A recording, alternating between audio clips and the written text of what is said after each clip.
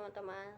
Perkenalkan, nama saya Rendra Prasetyo. Saya dari Manajemen Pendidikan. Saya 2024 dengan NIM 110 3624 039. Kali ini saya akan membahas topik yaitu prakualifikasi aset yang ada di SMP Negeri 103 Jakarta, yang terdapat 9 aspek. Apa saja aspeknya? Mari kita bahas. Yang pertama, kita akan membahas prosedur awal prakualifikasi rekaan. Jadi pertama, kami itu menanyakan bagaimana prosedur atau langkah awal yang dilakukan oleh SMP Negeri 103 Jakarta dalam proses prakualifikasi rekaan sebelum aset tersebut dibeli atau direncanakan. Jadi hasil wawancara yang kami terima, proses itu dimulai dari mengelis atau membuat rincian apa aja hal yang diperlukan di sekolah tersebut. Nah, biasanya kebutuhan tersebut itu muncul dari guru, kepala sekolah, atau tenaga pendidik yang berada di situ, yang mungkin mereka memerlukan sebuah alat atau keperluan tertentu di saat tersebut. Nah, setelah data-data tersebut terkumpul, sekolah SMP Negeri 103 Jakarta itu langsung membentuk tim khusus yang fungsinya untuk menjumlahkan atau mendata berapa banyak kebutuhan yang nantinya dibeli dengan dana yang tersedia, dana BOS yang tersedia di SMP Negeri 103 Jakarta. Nah, dengan adanya tim ini itu bisa mastiin bahwa pembelian barang tersebut yang benar-benar dibeli itu sesuai dengan prioritas. Jadi sekolah itu tidak langsung melakukan pembelian, tapi pastinya tentunya dianalisis dulu oleh perencanaan yang matang. Nah, setelah itu mulai melakukan pencatatan, perhitungan atau verifikasi. Jadi dengan langkah-langkah itu, proses pengadaan aset jadi nantinya lebih terarah dan menghasilkan tujuan pendidikan yang seefisien mungkin. Selanjutnya yang kedua adalah pihak dan tim yang terlibat. Jadi pertanyaan selanjutnya adalah siapa aja sih yang pihak yang terlibat di dalam proses prakualifikasi yang ada di Sekolah SMP Negeri 103 Jakarta. Jadi berdasarkan hasil wawancara, proses ini melibatkan tim manajemen sekolah. Jadi tim ini terdiri dari kepala sekolah, guru, sarpras atau sarana dan prasarana, serta perwakilan orang tua murid. Jadi setiap pihak itu mempunyai fungsinya masing-masing. Seperti kepala sekolah tentunya memiliki fungsi sebagai penanggung jawab utama dalam pengadaan prakualifikasi aset sekolah tersebut.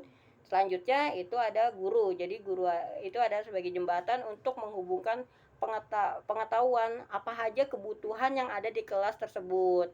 Selanjutnya ada komite. Jadi komite itu adalah pihak eksternal yang terlibat.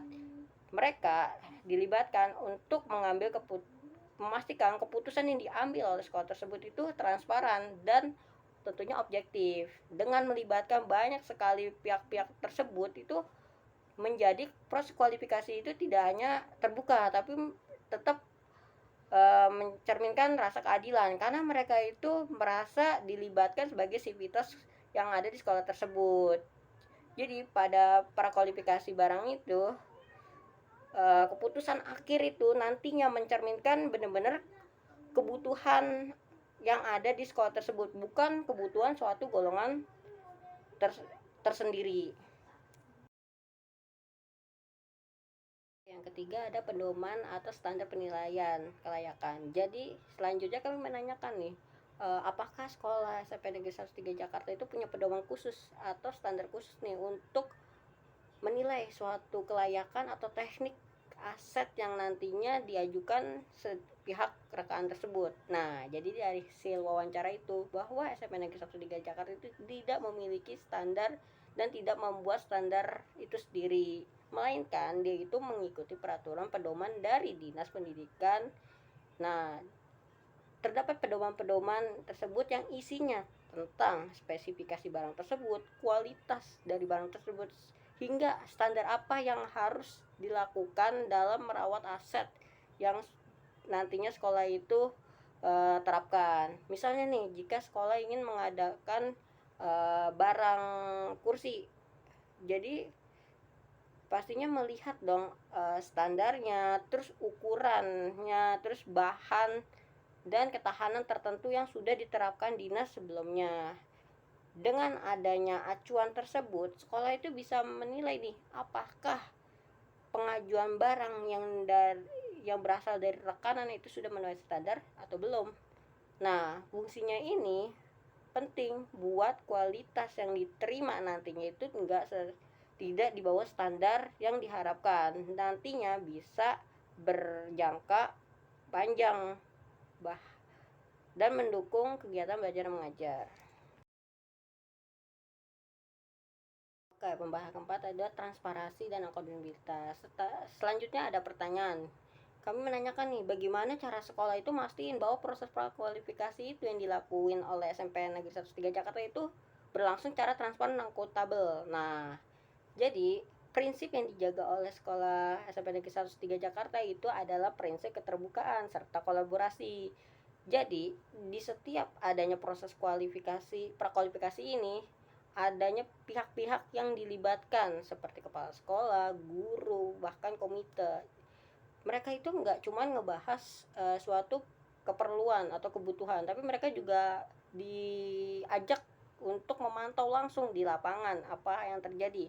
Contohnya, jika ada pembangunan gedung sekolah, pembangunan ruang kelas, atau bahkan pembelian aset-aset yang diperlukan, itu semua pihak itu dilibatkan untuk memastikan mereka itu bisa memantau proses yang sedang berjalan, apakah sudah rencana dan sesuai dengan anggaran yang tersedia. Jadi transparansi itu dijaga dengan membuat suatu laporan atau suatu dokumentasi yang nantinya bisa kita lihat atau bisa kita akses melalui website atau aplikasi-aplikasi laporan tertentu jika suatu saat dibutuhkan. Nah, cara ini itu dilakuin biar semua pihak itu tahu apa aja sih yang dilakuin di sekolah itu, terus siapa pertanggung jawabnya, terus bagaimana dana-dana tersebut itu mengalir untuk apa, sehingga dengan prosesnya itu bisa semuanya dipertanggungjawabkan secara baik.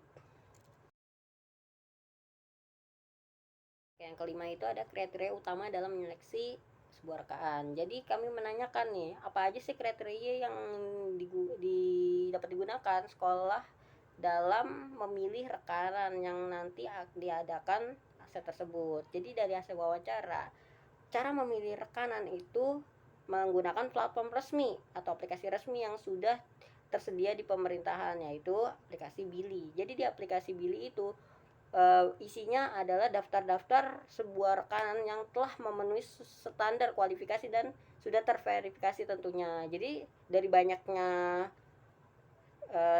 rekan sekolah itu bisa milih nih mana yang paling sesuai dan apa sih yang paling dibutuhkan dari barang tersebut. Selain faktor administratif tadi, sekolah juga bisa memperhatikan beberapa hal seperti reputasinya, kemampuannya, terus pengalamannya. Selain itu juga mencari nih rekanan yang dapat memenuhi pesanan secara tepat waktu dan yang paling sesuai dengan spesifikasi yang dibutuhkan.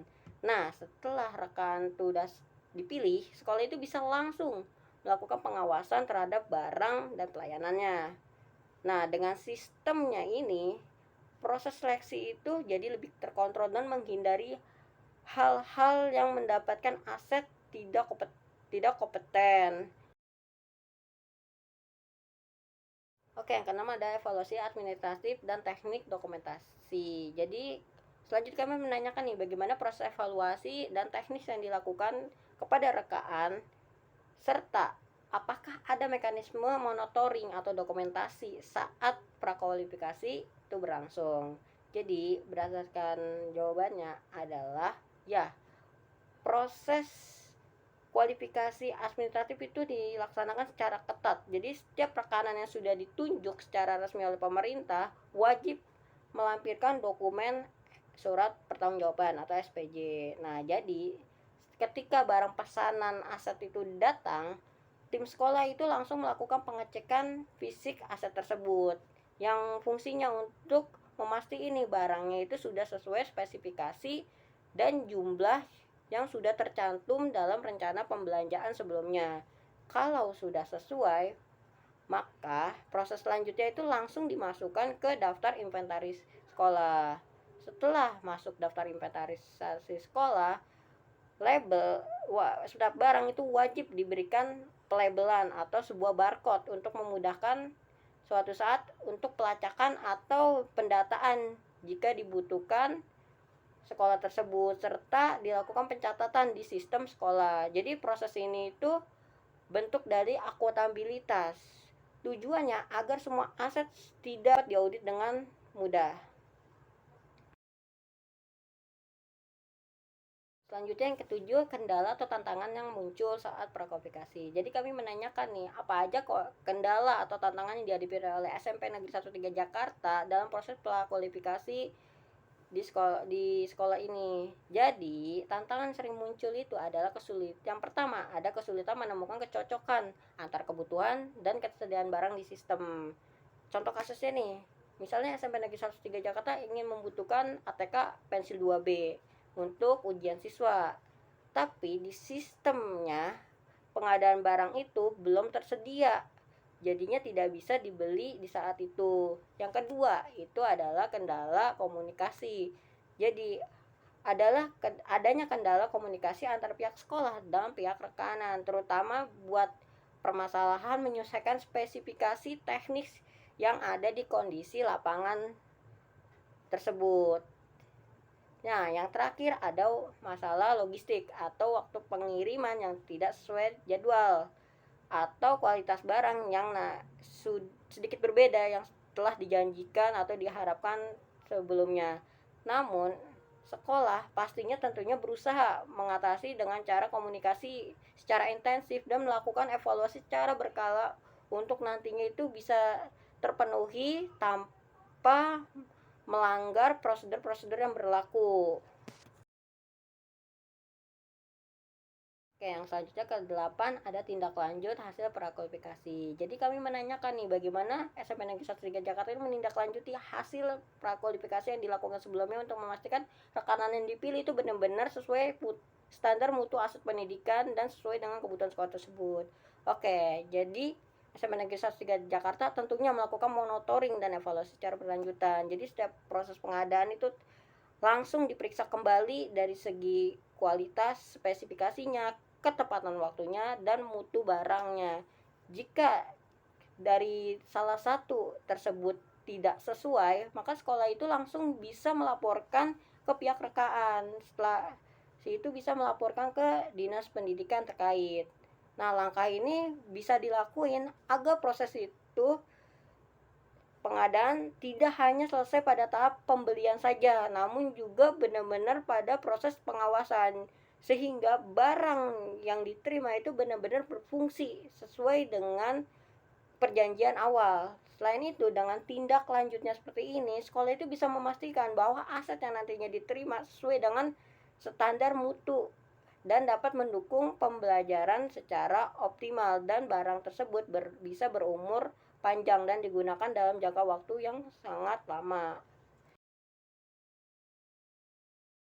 Oke, yang terakhir adalah kontribusi prakualifikasi terhadap efektivitas pengelolaan aset. Jadi pertanyaan terakhir kami adalah, sejauh mana sih prakualifikasi itu dapat berkontribusi dalam meningkatkan efektivitas dan pengelolaan aset di SMP Negeri 103 Jakarta?